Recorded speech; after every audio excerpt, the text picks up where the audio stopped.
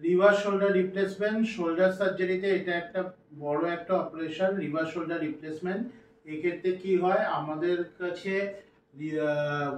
Shoulder joint normally ball and socket joint, এটা acetabulum থাকে আর এটা বল থাকে, হেড অফ দ্য হিউমেরাস থাকে। রিভার্স শোল্ডারের ক্ষেত্রে কি হয়, প্রসেসিস যেটা লাগানো হয় সেক্ষেত্রে আমরা এখানে বলটা রাখি আর এখানে গ্রিনয়েড ক্যাভিটিটা থাকে, মানে এখানে কনভেক্সটা থাকে। তো এখানে কনকেভ থাকে, এখানে কনভেক্স থাকে, জাস্ট উল্টো হয়। This is called reverse shoulder replacement. উনি সর্বাণী বোস, ওনার ইনজুরি হয়েছিল। ইনজুরিতে ওনার প্রক্সিমাল হিউমেরাসে পুরো ফ্র্যাকচার ছিল এবং মাসেল ড্যামেজ ছিল। সেক্ষেত্রে ওনার ক্ষেত্রে এটাকে রিভার্স শোল্ডার রিপ্লেসমেন্ট করা হয়েছে। ডক্টর অভিজ্ঞর উনি করেছেন।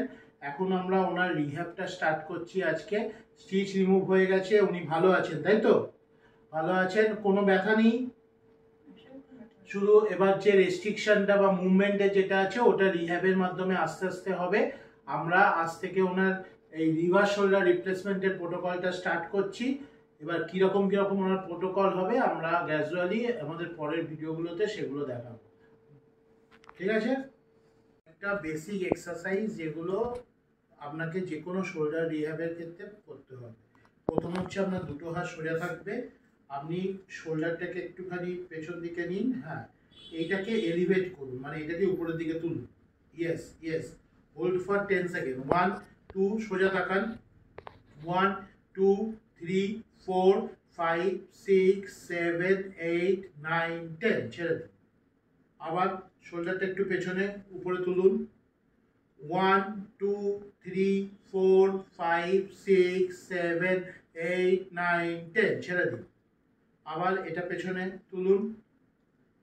1 2 3 4 5 6 7 8 9 10, ছেড়ে দিন। সরি, এটা হচ্ছে নাম্বার 1।